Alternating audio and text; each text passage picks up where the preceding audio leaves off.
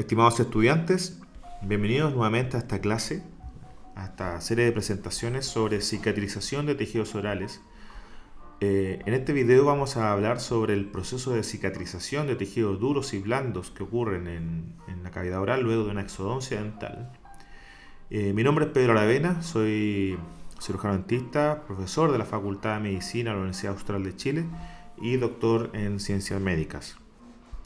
El propósito de esta presentación es primero definir la cicatrización de alveolo, luego enumerar las fases de la cicatrización y su contenido, detallar los elementos celulares y moleculares en cada una de ellas y finalmente analizar histológicamente el contenido del alveolo desde el momento de realizar la exodoncia hasta su reparación final.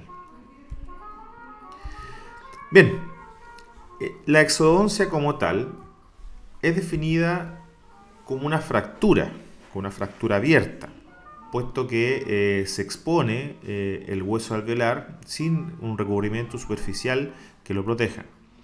Se considera también como una herida infectada, hablando de que nuestra cavidad oral se clasifica como una cavidad limpia contaminada, dada a las bacterias saprófitas que viven y que se encuentran en esta boca, con una fractura con pérdida de sustancia.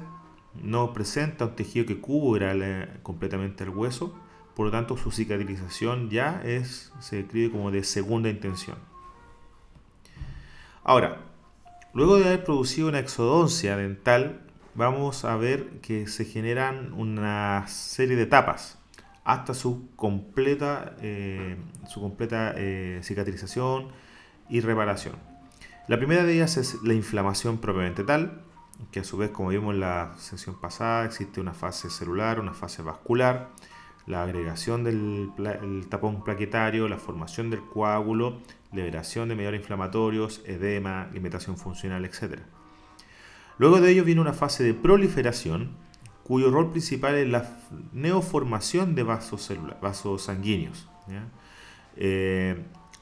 también de la agregación de algunas células importantes de ellas, como son los fibroblastos, para finalmente terminar con un proceso de remodelación cuyo objetivo es regenerar el tejido original, reabsorber algunos elementos vasculares y celulares que no competen, ¿cierto?, con el origen del tejido.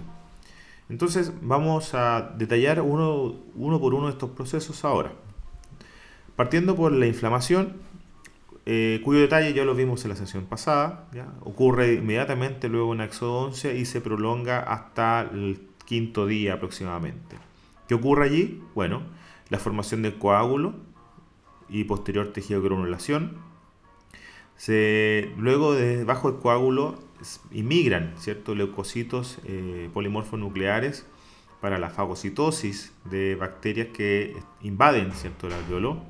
Esto obviamente va a producir liberación de mediadores inflamatorios, prostaglandina, bradykinin, histamina, etc., que van a generar que este proceso inflamatorio se agudice en el sentido de generar edema, dolor, etc.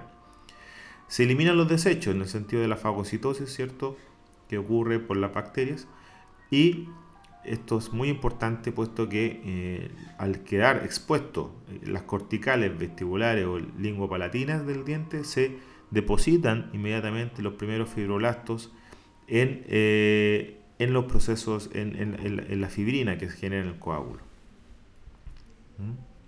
Aquí tenemos un esquema extraído, ¿cierto?, de Netter,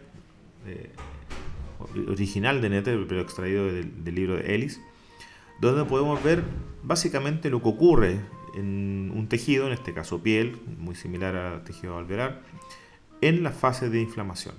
Bueno, hay una ruptura, ¿cierto?, hay una pérdida de continuidad del epitelio, existe la formación del coágulo, el coágulo, no olvidar que presenta, ¿cierto?, plaquetas, presenta la fibrina capta, ¿cierto?, componentes celulares, eritrocitos, leucocitos, etc. Y este coágulo obviamente genera que luego, debajo de este coágulo, hay un proceso de neoformación, principalmente de fibras colágenas, para que luego, en la segunda fase, que va a ver a continuación, se produzca la remodelación del tejido. En una vista clínica, ¿cierto? Es un artículo donde se simula la exodoncia en dientes en perros. Podemos observar el coágulo, ¿cierto? Un tejido carnoso, ¿cierto? Con contenido de sangre, que si toda la cascada de la coagulación no está alterada, es normal, se presenta el coágulo alrededor en este caso, del epitelio queratinizado de la encía. Algo similar, en un paciente luego de una posexodoncia podemos observar el coágulo formado, tiene color, ¿cierto?, similar a la sangre, y cuyo propósito principal es cerrar, ¿cierto?, el alveolo para que luego debajo de este coágulo se genere el proceso de cicatrización propiamente tal. La segunda fase luego de la formado del coágulo es el proceso de proliferación. Este proceso ocurre ya entre la segunda y tercera semana. ¿Y qué ocurre? Bueno, principalmente es la posición de fibroblastos, ¿ya?, y la formación de capilares y una red de tejido colágeno. Esto es importante puesto que hay un recambio desde el coágulo sanguíneo a un tejido de granulación. ¿Cómo se define el tejido de granulación? Pues bueno, el tejido de granulación es un tejido que está formado por nuevos capilares, ¿ya?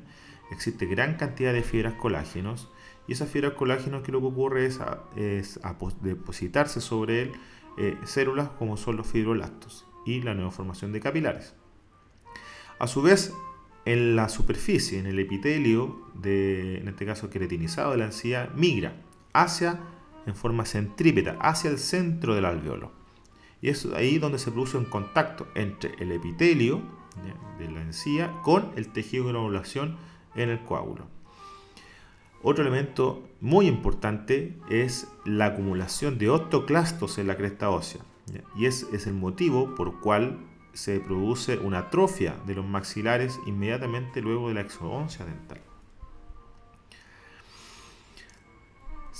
Como hablamos anteriormente, acúmulo de tejido de granulación, ¿ya? Y este tejido de granulación, que es un acúmulo de nuevos vasos sanguíneos, nuevos capilares, alta red de colágeno, depósitos de fibroblastos, presenta también la formación de un tejido osteoide por la posición, ¿cierto?, de osteocitos y osteoblastos. Tenemos aquí un esquema. ¿Qué es lo que pasa en esta fase? ¿Ya? Tenemos un tejido de granulación, ¿ya?, que va a permitir depositarse fibroblastos. Estos fibroblastos permiten la liberación de colágeno, y estos colágenos permiten una red subendotelial para que las células endoteliales formen nuevos vasos sanguíneos. Por lo tanto, si hay nuevos vasos sanguíneos, existe irrigación y permite finalmente la reparación del alveolo. Esto es una imagen similar a la anterior, donde podemos ver el tejido de granulación ya la segunda semana luego de la exodoncia. Podemos ver esta imagen tipo lechosa, que coincide, ¿cierto?, con el tejido de granulación propiamente tal. Otro esquema, podemos observar cómo el epitelio queratinizado, que se ubica en la encía, migra en forma centrípeta hacia el centro del alveolo y permite justamente la formación de esta encía.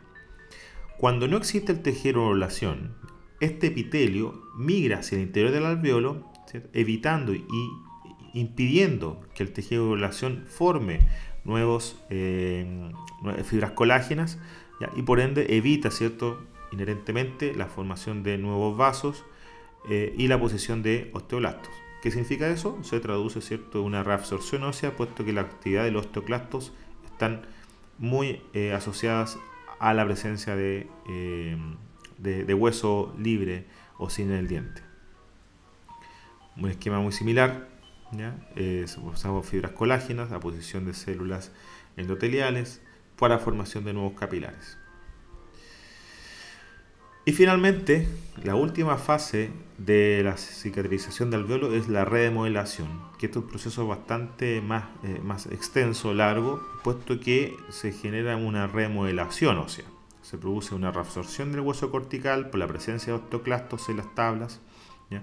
Hay un depósito de hueso trabecular, el tejido osteoide se transforma en un tejido calcificado, y el epitelio de este caso asciende y cubre y forma una encía similar a la original, un epitelio queratinizado en la zona. Aquí observamos ya la fase de remodelación, donde podemos ver la atrofia de las tablas vestibulares, linguales y palatinas, debido a las actividades osteoclásticas que se producen en la zona. El propósito también de esta presentación es ver qué pasa a nivel histológico, ¿cierto?, luego de una exodoncia dental. Y este artículo, ¿cierto?, de un grupo de investigadores brasileños, publicado en la PLOS en el año 2015, demuestra a través de estudios in vivo en ratas qué es lo que ocurre, ¿cierto?, en los alvéolos luego de una exodoncia, en este caso de un incisivo central del roedor. Su propósito es describir la formación de hueso y algunos factores de crecimiento tisulares que se ubican en el alvéolo. Esta es una imagen de un microtac, donde se ve en forma muy clara las fases del estudio. Bueno, tenemos una rata control a mano izquierda. Podemos observar que los investigadores hicieron la exodoncia del incisivo central derecho, y vamos a ver cómo este microtac muestra el alvéolo, cómo se va, ¿cierto?, formando una densidad de tejido osteoide y tejido de tipo esponjoso. A los 21 días ya se observa, ¿cierto?, una gran densidad de nuevo tejido óseo de carácter esponjoso, que comprueba obviamente, ¿cierto?, el proceso de ya regeneración ósea. A nivel de los cortes histológicos podemos observar a mano izquierda, ¿cierto?, un corte histológico a nivel coronal del diente, y el lado derecho a nivel apical con distintas amplificaciones. Desde en forma de columnas, del 0 día, 7 día, 14, 21, podemos observar los cortes histológicos con los detalles que ocurren a nivel coronal y apical. Podemos observar que del primer día, de cuando se produce la exodoncia, una gran cantidad de infiltrado inflamatorio, ¿ya?, sin formación de tejido osteoide. Ya en el séptimo día podemos observar este infiltrado inflamatorio con gran red de colágeno. A los 14 días a nivel apical, a los 40 por, podemos observar formación ya de tejido osteoide, y los 21 días ya un tejido óseo ya calcificado. Similar característica del tercio apicales, pero quizás con una mayor densidad en comparación al tercio coronal, dado obviamente por la presencia, la distancia que digamos que se ubica este tejido a nivel en comparación con el nivel coronal. ¿Qué pasa con el colágeno? Bueno, esta imagen muestra la formación de esta nueva red, estas fibras colágenas, que se producen luego gracias al tejido de granulación que se genera en el alvéolo. Podemos observar que al séptimo día ya hay una red, un tramado de fibras colágenas tipo 1, tipo 1A, que a los 21 días se ve claramente y simula una red, ¿cierto?, similar a una red de capilares. Esto comprueba obviamente que mientras mayor cantidad de fibras colágenas existen en el alvéolo, mayor neoformación de vasos sanguíneos y por ende mayor posibilidad de cicatrización ósea. Un esquema muy claro de la evolución de los tipos celulares que se ubican en el proceso inflamatorio, ¿ya? Tenemos que entre las primeras semanas, entre el tercer y quinto día, la formación del coágulo con la red de fibrina, eritrocitos. Luego al séptimo día el infiltrado inflamatorio propio, ¿cierto?, de un proceso de la invasión de bacterias, ¿cierto? Tenemos linfocitos polimorfonucleares, basófilos, linfocitos T, etcétera, que están fagocitando y liberando mediadores inflamatorios como interleuquina, prostaglandina, etcétera. Ya en la segunda semana, la formación de angiogénesis, el depósito de fibras colágenas por parte de fibroblasto permite esto, ¿ya? Y la proliferación, ¿ya?, de células madres, digamos, que se pueden, o células indiferenciadas que ubican en el tejido, que va a permitir también la especialización en osteoblastos o los mismos fibroblastos, ¿ya? Las fibras colágenos que son de primero carácter más finas, y finalmente ya los 21 días son de carácter más robustas, más gruesas, y con ello la indiferenciación de osteoblastos, para la formación ósea propiamente tal. Otro estudio interesante a citar es este artículo de Araujo y Linde, que analizaron el cambio dimensional del alveolo luego de una extracción dental. Para ello usaron estudio en vivo con 12 perros, en lo cual se extrajeron dientes de una sola raíz, ¿ya? Y midieron en forma histológica el alveolo en la primera, segunda, cuarta y octava semana. Este estudio nos muestra algo muy interesante. Por ejemplo, aquí a mano izquierda podemos observar el alveolo, en su centro el coágulo, ¿ya? En su periferia podemos ver, esta dice matriz provisional, pero es un tejido de granulación, y las corticales, en este caso vestibular o bucal, y la lingual. Luego, ¿cierto?, a la segunda semana podemos observar este infiltrado inflamatorio en su centro, ¿ya?, con ya parte de la formación de un tejido osteoide en su periferia. Pero lo más importante aún es ver cómo la tabla vestibular en B está de menor grosor, digamos, ¿cierto?, que la contraria.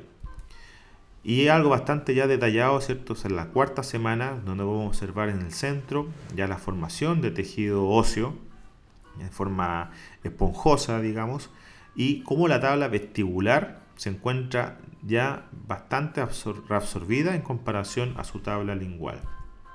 Si nosotros describimos de forma gráfica cómo es el grosor, ¿ya?, de la tabla vestibular, podemos observar, miren, un gran cambio tanto en grosor transversal como en altura, y eso coincide lo que histológicamente hablamos anteriormente, la aposición de osteoclastos en las tablas vestibulares hace obviamente que se produzca una reabsorción del hueso alveolar.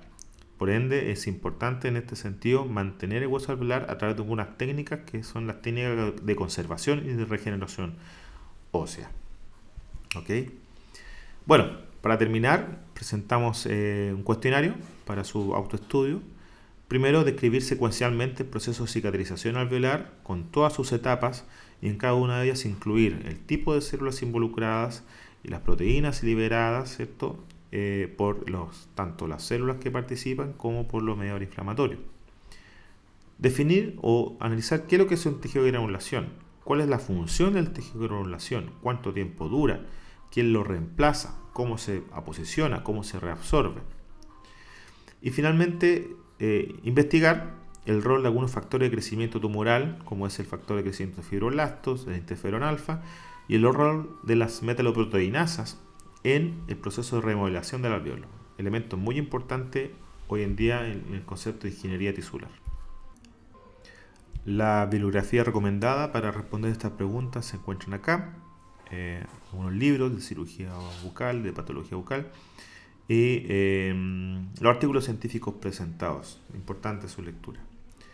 Bien, agradezco su atención y los invito ahora a ver el siguiente video, donde vamos a hablar de alveolitis, una de las complicaciones más preocupantes, digamos, por el dolor y la gran limitación funcional que tienen nuestros pacientes. Bien, muchas gracias por su atención.